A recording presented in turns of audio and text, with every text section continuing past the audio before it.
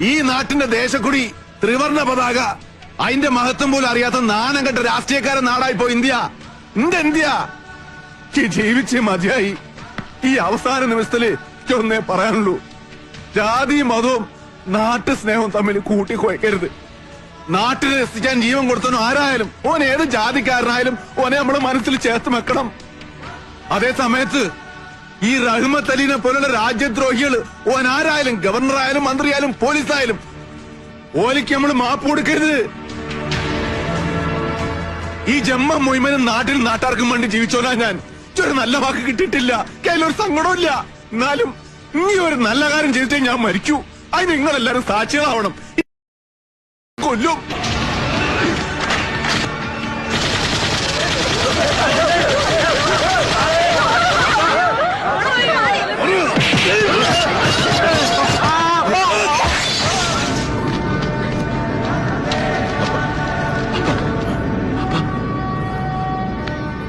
കരയില്ലടാ, കരയരുത്.